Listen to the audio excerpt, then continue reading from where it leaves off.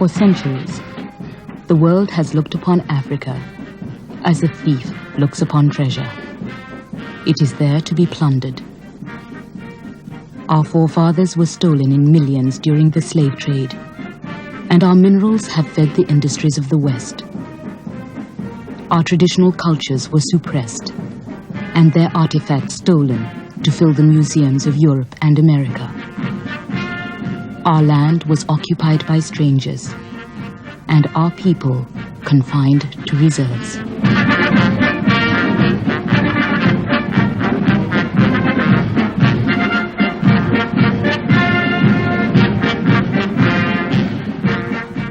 Kenya, now an independent African nation, was once meant to become something quite different. At the beginning of this century, the colonial tradition that had transformed North America, Australia, New Zealand and South Africa into European states was supposed to play itself out once more, this time in East Africa. Kenya, in other words, was meant to become a white man's country.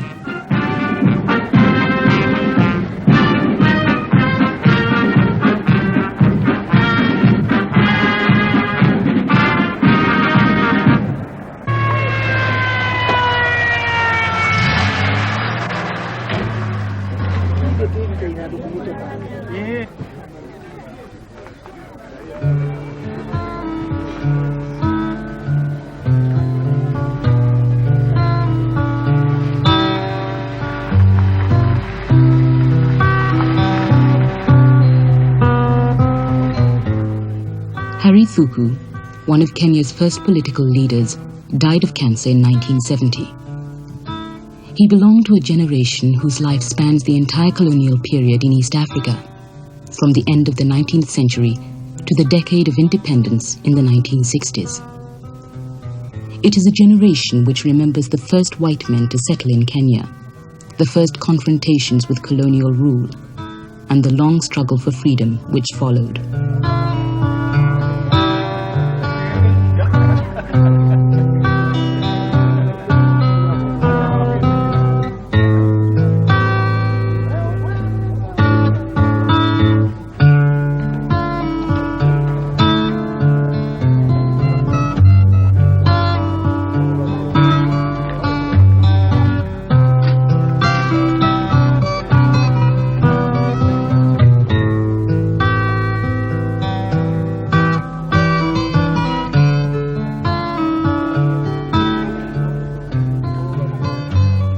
A few years before this generation was born, the imperial powers of Europe had already determined its destiny.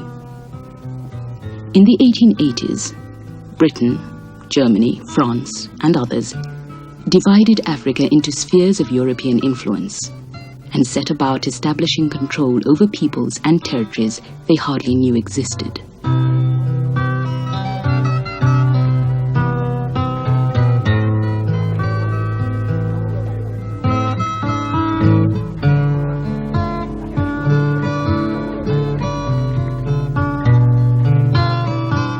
In 1895, Britain declared a protectorate over East Africa. At about the same time, the generation which mourned Harry Thuku was born. Their lives are the history of colonialism in Africa.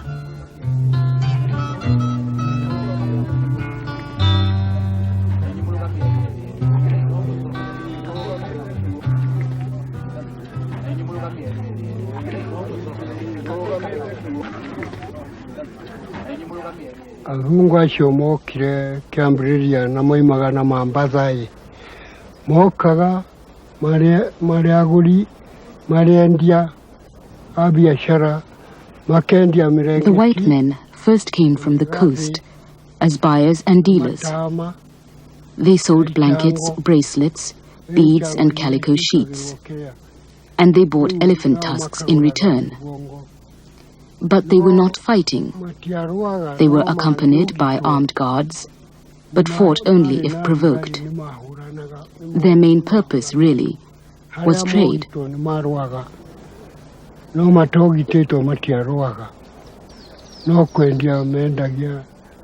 1890, the Imperial British East Africa Company, a private trading company, sent its first expedition through Kenya, led by Captain Frederick Lugard. The treaties and trading centers which Lugard established were the opening gambit in the process of colonization. 10th October, 1890. Wayaki Wahinga, local chief of Wakikuyu, having made blood brotherhood with Captain Lugard, understands by these formalities that he is the sworn friend and ally of the British, that he will supply them with food, that they are free to settle in his land and will never be molested. The British, on their part, will do him no harm.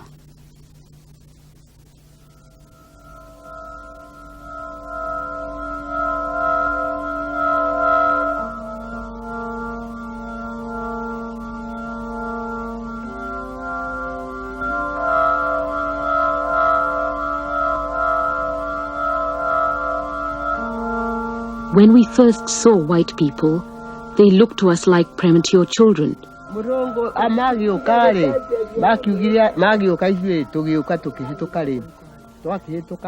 It was taboo to see such things, and we had to undergo a cleansing ceremony. A ram was slaughtered, and its intestines spread on both sides of a river. We had to pass over the intestines to prevent taboo. Lugard went on to Uganda, to the west. The situation behind him deteriorated. In London, the Imperial British East Africa Company found itself in a financial crisis and directed its agents in the field to become self-sufficient. The deliberate and wide-scale confiscation of crops and animals began without regard for ownership or human life. By the time Lugard returned to Kenya, 2 years later, blood brotherhood had been forgotten.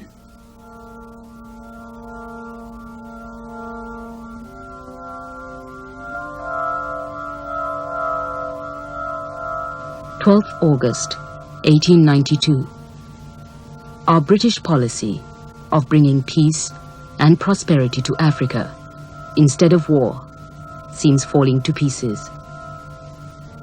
The company fighting in Kikuyu, and now among the peaceful and friendly Wakamba. Perkis, firing on and killing the Maasai, and Captain Nelson has hammered the peaceful and harmless Wataita, and killed many, and hung some on trees. Such is our vaunted peace for Africa.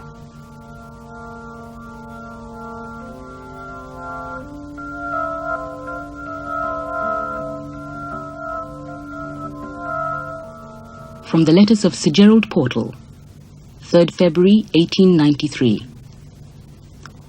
By refusing to pay for things, by raiding, looting, swashbuckling and shooting natives, the Imperial British East Africa Company has turned the whole country against the white man.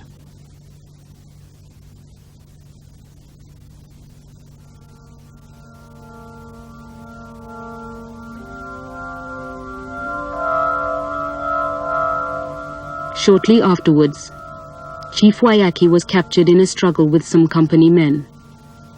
The first in a long line of political prisoners, Wayaki died mysteriously on his way to exile.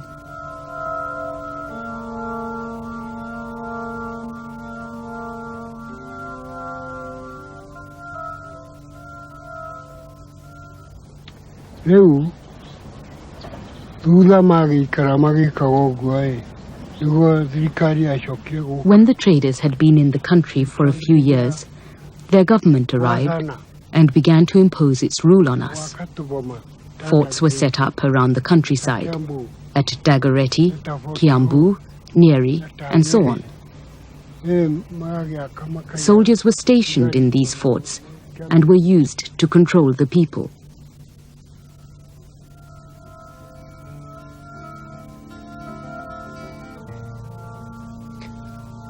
From the private correspondence of Sir Charles Elliot, Commissioner of British East Africa.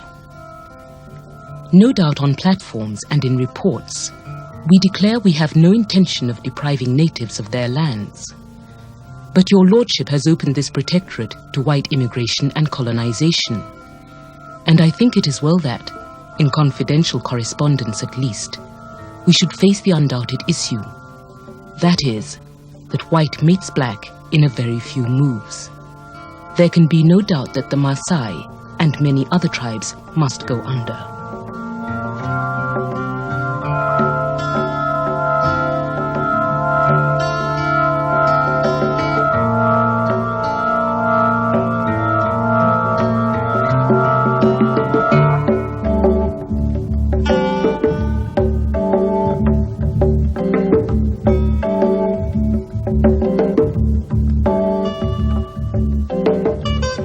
From the Diaries of Francis Hall, February 1899. We proceeded to march quietly through the country, sending columns out to burn the villages and collect goats. We destroyed a tremendous number of villages, and after 14 days, we emerged on the plains to the eastward, having gone straight from one end to the other of the disaffected districts. We captured some 10,000 goats and a few cattle. And this on top of the previous expedition must have been a pretty severe blow to them.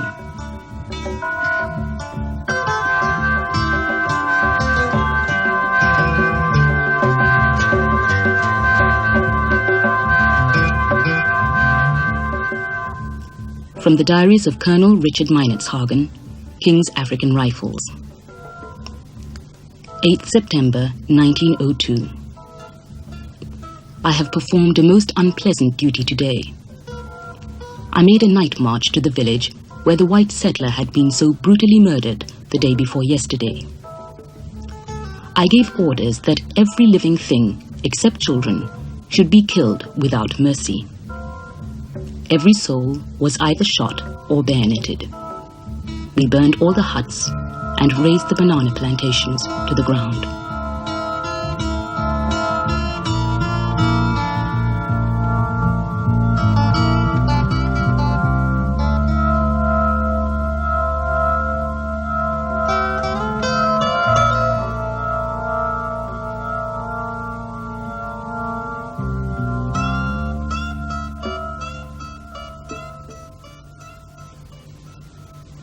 May 1905, Sotik. 92 killed, 2,000 cattle, 3,000 sheep and goats captured, 14,000 rounds rifle ammunition used, and 2 Maxim guns.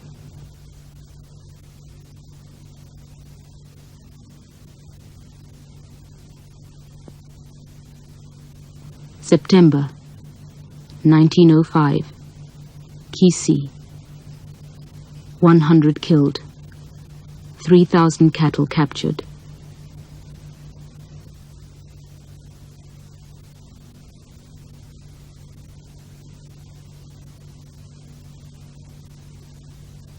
January 1906, Nandi.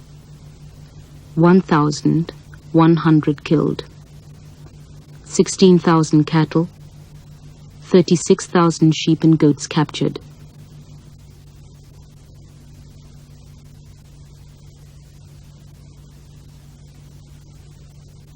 January 1908, Kisi again.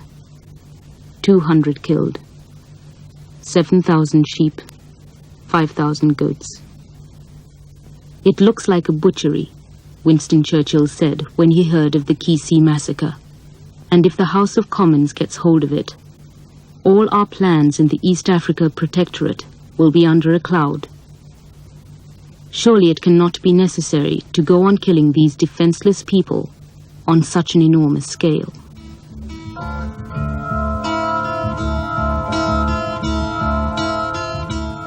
For the people of Kenya, the price of the Pax Britannica was high. The slaughter of thousands, the forced resettlement of whole tribes outside their traditional areas, the destruction of tens of thousands of homesteads and villages, and the confiscation of hundreds of thousands of cattle, sheep, and goats.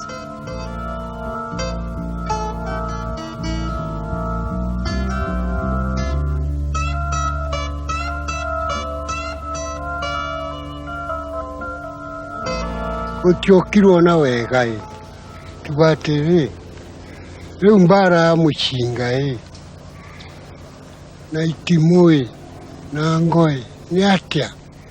The government did not come peacefully, but what was a spear to a gun? There was fighting, and people were killed. But Europeans won because they had guns. Had it been a matter of spears and swords, things would have been different.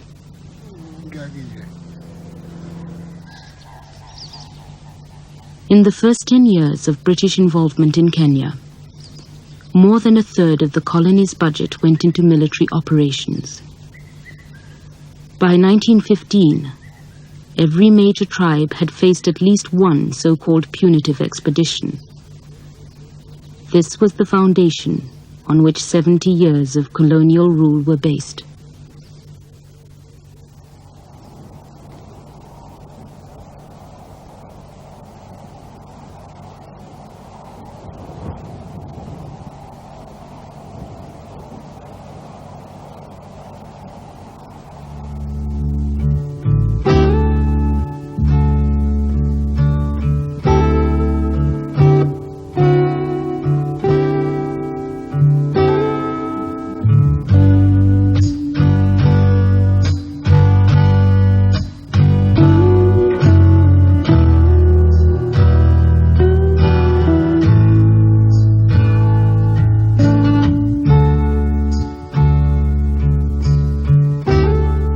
The land of the Kamba and the Boran, of the Luo, the Digo, the Luya, and the Taita. The land of the Maasai, the Meru, the Kikuyu, and the Tugen. Of the Kisii, the Somali, the Turkana, and the Teso. The land of the Embu and the Samburu. Of the Nandi and the Kipsigis. Of the Giriama and the Marakwet. The land of all the peoples of Kenya.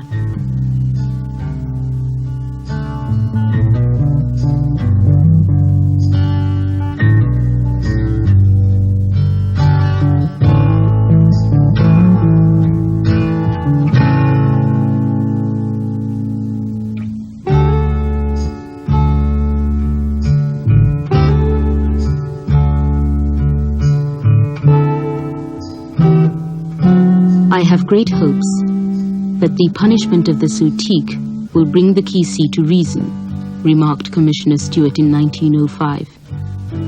It is most important to open up this part of the protectorate, which is well adapted to European settlement.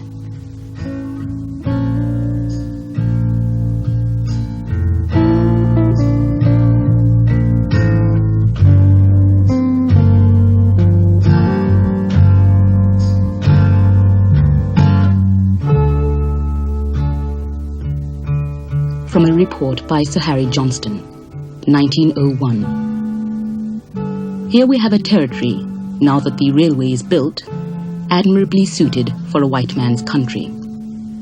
And I can say this with no thought of injustice to any native race, for the country in question is either utterly uninhabited for miles and miles, or at most, its inhabitants are wandering hunters. This will be one source of profit to the United Kingdom.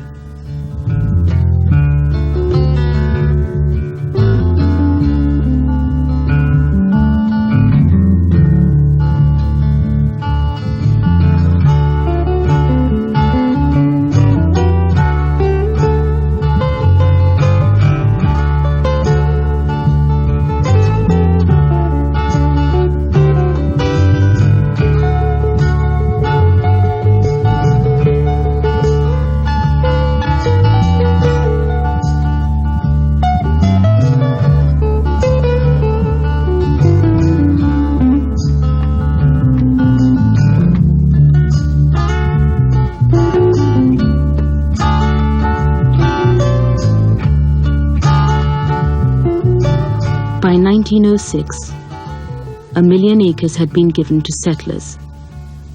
A decade later, 1,000 European farmers had claimed more than 5 million acres of fertile countryside, the White Highlands. For the next 50 years, this rich and abundant part of the country ceased to exist for Africans, except as workers on white farms.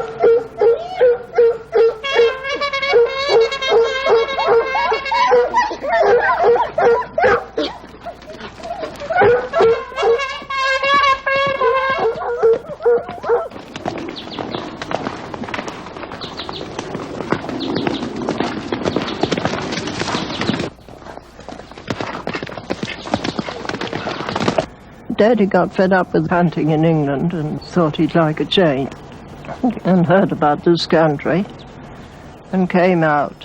My grandfather met an old man who said, "Oh, my son's already in East Africa, I'll give you a letter of introduction." When we arrived at Mombasa, there were only 6 European families. Mombasa Club, of course, was going, and one knew everybody down there. And they used to play badminton and cricket and things like that. And it was lovely. It was great fun.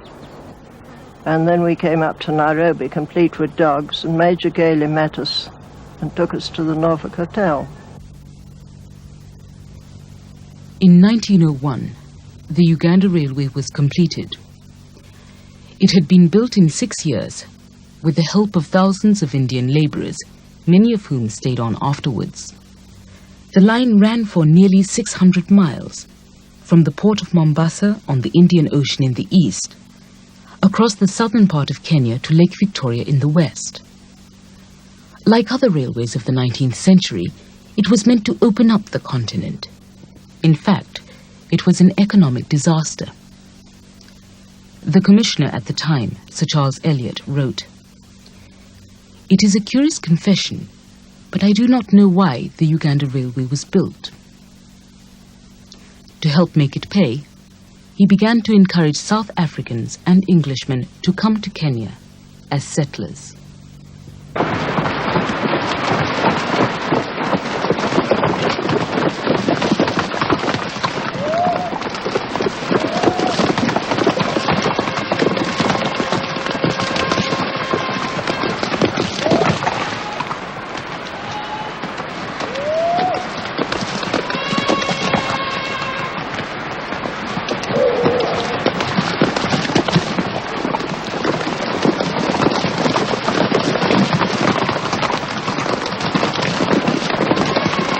Well, we got up to Nairobi, or we got up to somewhere, and the engine stopped.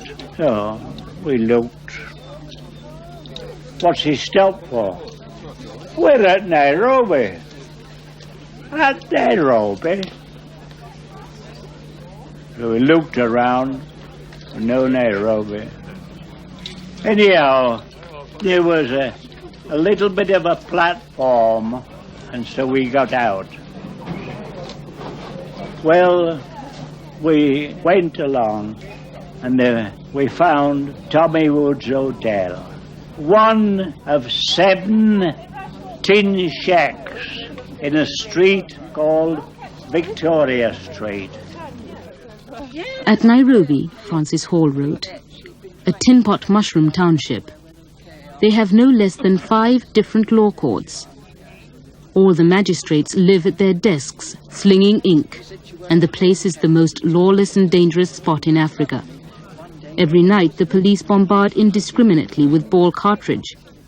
And unless one is within stone walls, life is not worth 12 hours' purchase. Now the capital of Kenya, Nairobi was founded in the 1890s as a railway depot on the site of an old safari camp.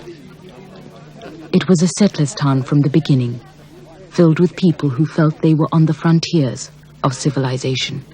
Government Road was just one straight street with a line of trees up the middle of it and shops on each side.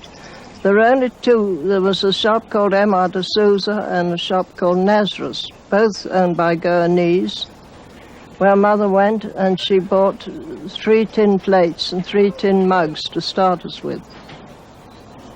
We had a donkey cart, but we couldn't use the donkey because he wouldn't go, so we went in the donkey cart, Mother and I, with 2 boys in the shafts and 2 boys pushing behind. That's how we used to go to Nairobi and go to the races. In its early years, Nairobi was the meeting place of Kenya's European colony, a motley collection of people eagerly searching for big game, cheap land, and a distant but not forgotten way of life.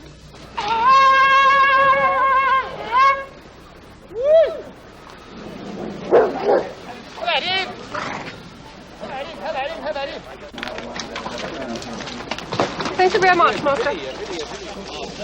We came over one evening bird shooting, and Mother looked at the land and said, if we're going to stay in this country, I should like this piece of land. Right away down to Nairobi, it was all open grassland. And this had been a bit of a native shamba, and we got 20 acres to begin with, and from there we built our house, starting by putting the floor, and then we used to come up in the evenings to dance on the floor, and then they put the sides up. And we moved into the house on the 15th of August, 1906. 1906? Yes. Were there any other houses round here then? Very, very few. And we got a pack of hounds at once. There were hounds here when we came, and we had 6 couple. First thing the British do? Yes. Yes. Jolly good. And what did they hunt? Jackal and Dyker. Jackal and Dyker. And all this country was open country. You could go anywhere you liked. And how long did this pack keep going? Oh, well, we kept them until 1925. And they were called the... Masara hounds. Masara hounds, of course they were, yes. No, well, it's a long time since then. It is a long time. What sort of clothes did they wear in those days? The same, hunting pink. Hunting pink? Yes. Just as you're dressed now. Yes. But we had black collars. Yes. And our own hand buttons. Yes. And they were all mounted on white horses. Were they really? Yes. Oh, lovely. Gosh. We couldn't manage that nowadays.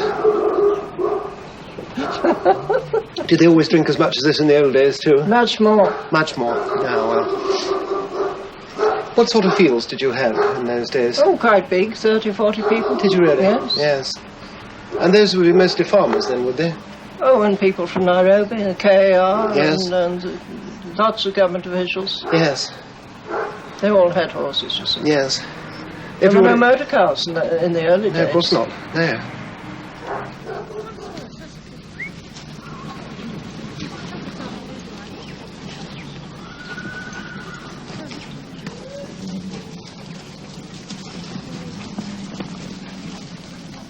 But our life was very much like an English country life in home. I mean, there was very little difference.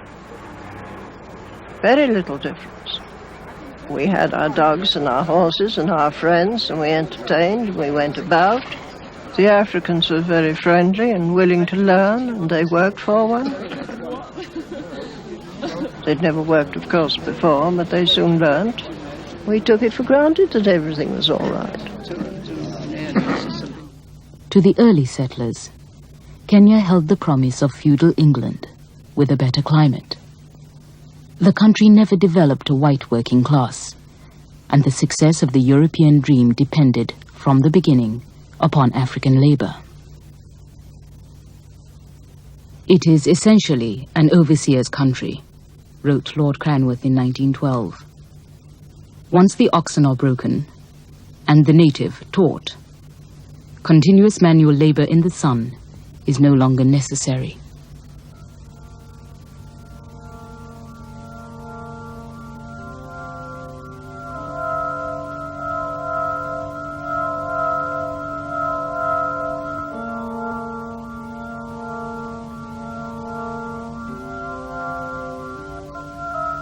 As the land was taken and crowded native reserves set up, and as hut and poll taxes were imposed by the European government, more and more Africans were driven into the colonial economy at the lowest and most menial levels.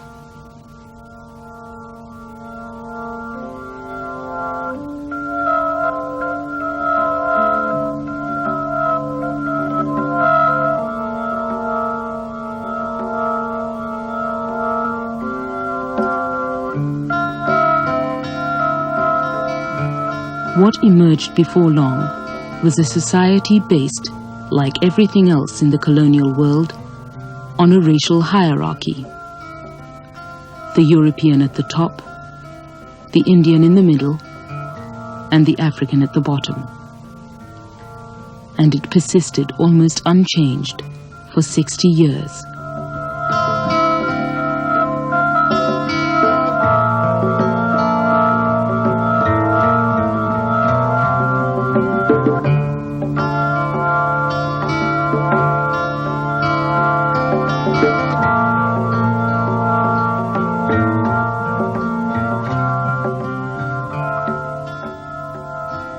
Evidence given to the Native Labour Commission, 1912.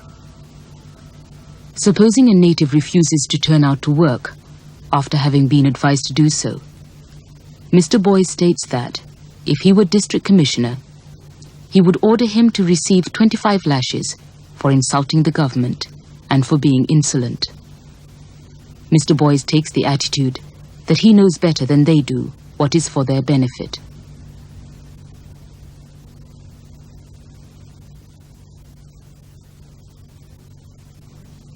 One European is in the habit of harnessing his natives to a plough, and when remonstrated with, excuses himself on the ground that it is only a light cultivator.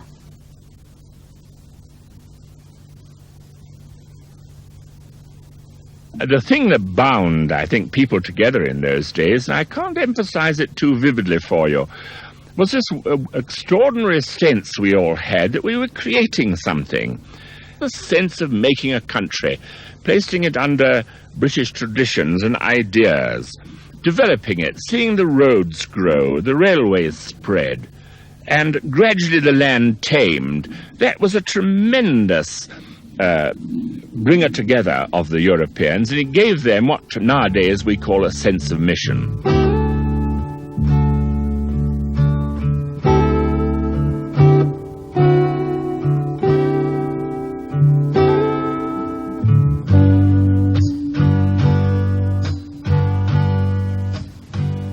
In 1909, Theodore Roosevelt came to Kenya on a hunting safari. I believe this country has a great agricultural and industrial future, Roosevelt told the settlers. And meanwhile, it occupies a unique position as the most attractive playground in the world.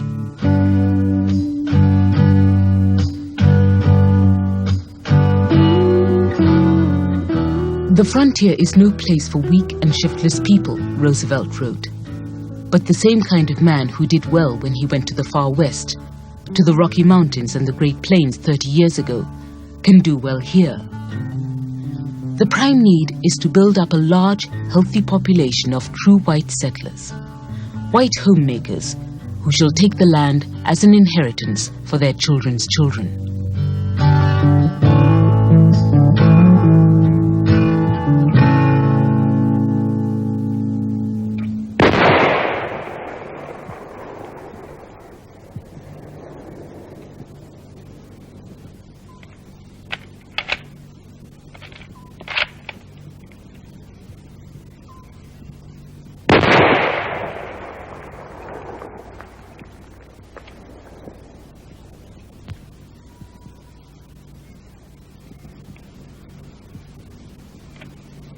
Sooner or later, it must lead to a clash between black and white, Colonel Meinertzhagen had written in 1902. I cannot see millions of educated Africans, as there will be in 100 years' time, submitting tamely to white domination. After all, it is an African country, and they will demand domination. Then blood will be spilled, and I have little doubt about the eventual outcome.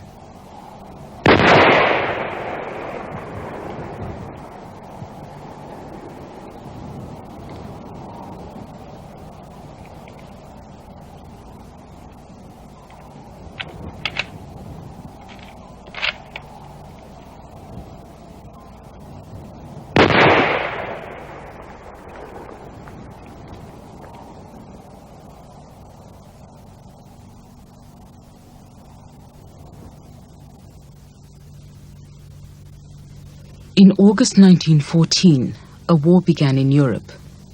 Within a few weeks, it was raging in East Africa as well. Kenya was a British colony. Tanganyika, its neighbor to the south, was German. The battles went on for 4 years in the only major theater of war outside Europe.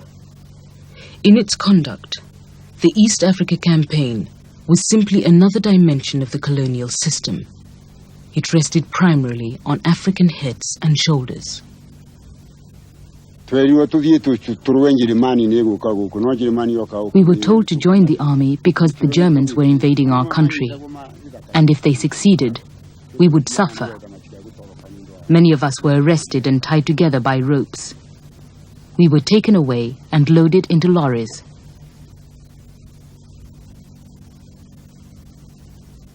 It is sad to read, wrote a British medical officer, of how great a boon we bestowed by stopping intertribal war. Since then, our own war has destroyed more life than a generation of intertribal wars. From Kenya alone, the British recruited 160,000 porters, mostly by force. Their casualties were enormous. 42,000 porters died of disease and starvation. Fewer than 400 were actually killed in battle. We had been led to believe that we were fighting for the defense of our country against foreign invaders. And yet, after the war, we were given medals and a gratuity of a few shillings and nothing else. This meant absolutely nothing to us. But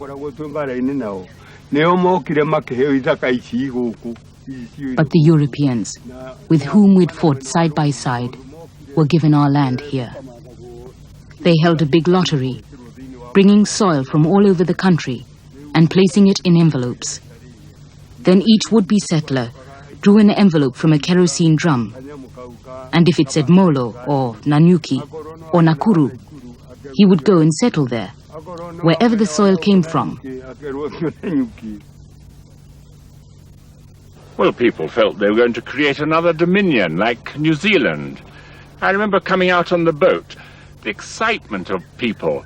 They felt they were making a new country, and that country would be part of the empire. Then they had a tremendous sense of mission, still fashioned today, but they felt that they had an imperial mission that was bringing something to Kenya, the British way of life.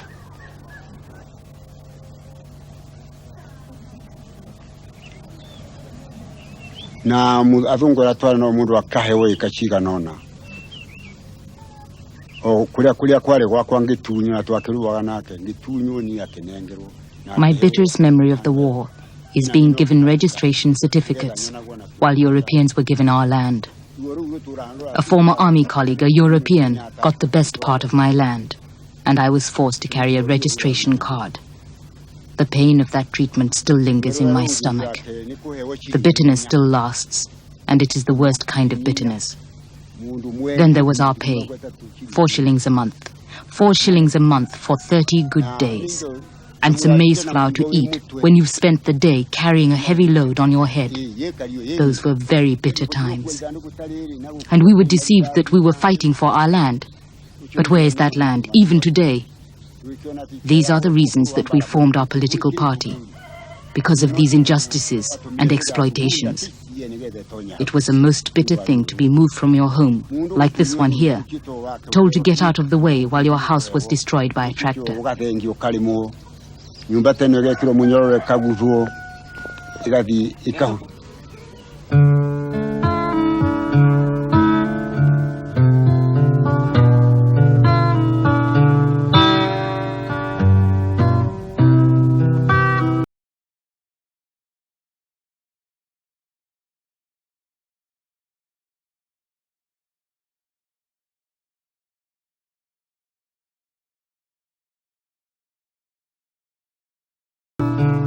first white man I met was a missionary who formed a mission here about two miles from my home, and his name was called Mr. W.P. Knapp.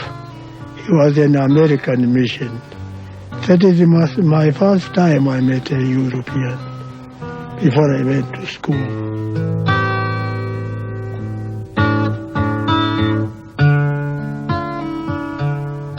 I went to the mission. It was an American mission here, about 2 miles from my home here, where we are. So I went to school there, and I acquired the knowledge from that school.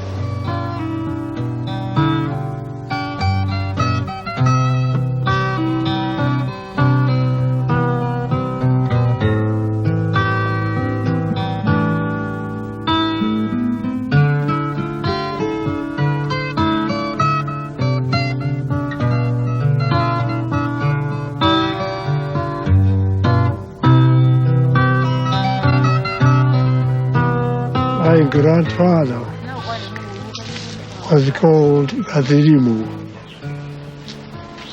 who had very, very large land here. And my father, his name was called Kairianja.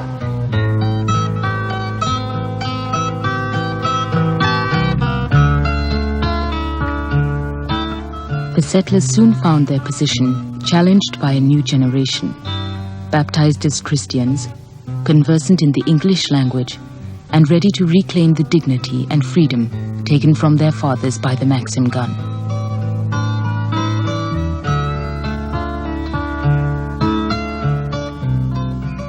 In Harithuku, the new generation found a spokesman.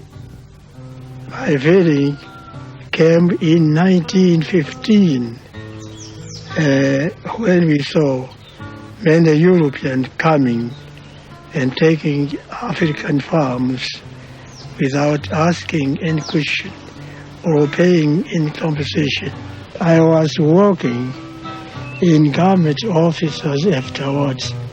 After 1914 war, I was working in Treasury. So everybody, even settlers here, around here, was known to me very well. They know me very well.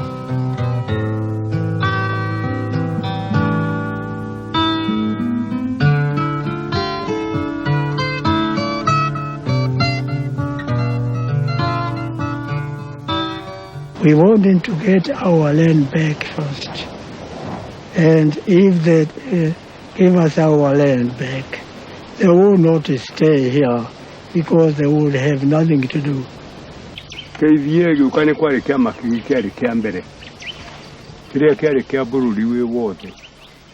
The first political party was for the whole of the African population, and it was called the East African Association. It was led by Harithuku. Now,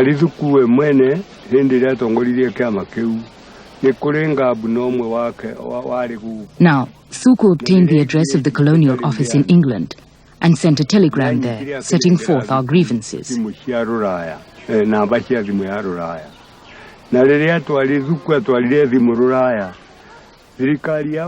the government here learnt of this, they were very agitated. The settlers said they would not compromise, and they demanded that Thuku be arrested.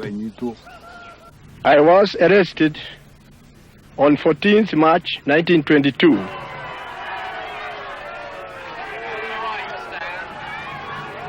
I was taken to police line, Government Road, and after that the Africans start assembling there, asking for my release.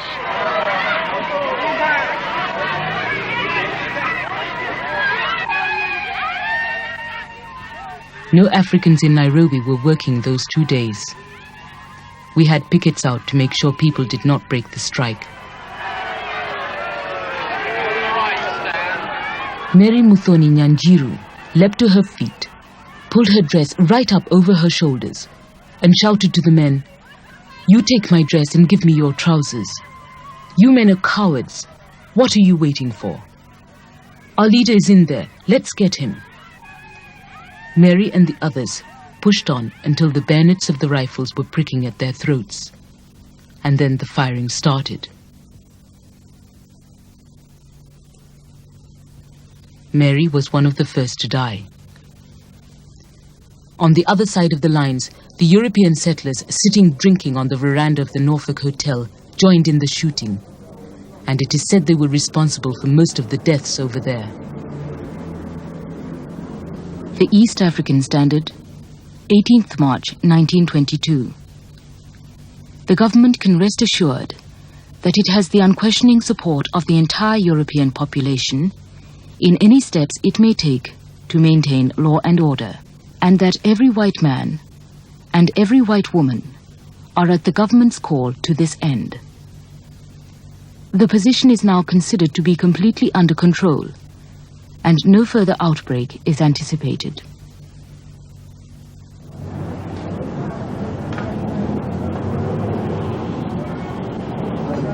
Do you know who Harry Thuku was? He was the first politician we had in Kenya. He was a great man and he was a big farmer. And he fought for Uhuru, freedom. He was a great man. He was a great leader, a hero. Harry Thuku? Yes. I think he was a freedom fighter. Did you know that he just died the other day? Yeah, I know that he died on Monday. On Sunday.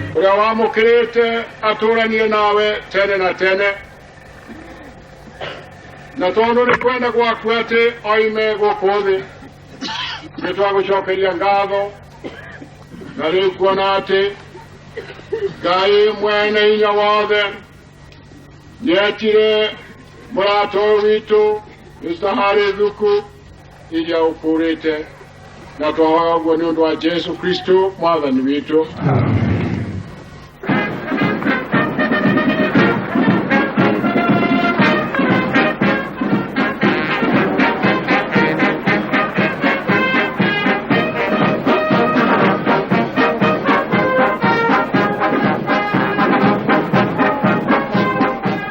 For 30 years after Harry Thuku's arrest, the struggle continued.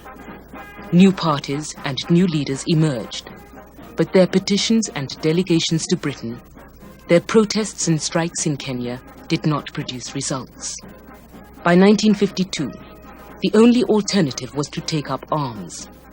The world called it Mau Mau, but it was nothing more nor less than a war of national liberation. The colonizers were forced to admit that Kenya was not, after all, a white man's country. Within a few years, Jomo Kenyatta, a man of Harry Thuku's generation, came to power at the head of Kenya's first African government.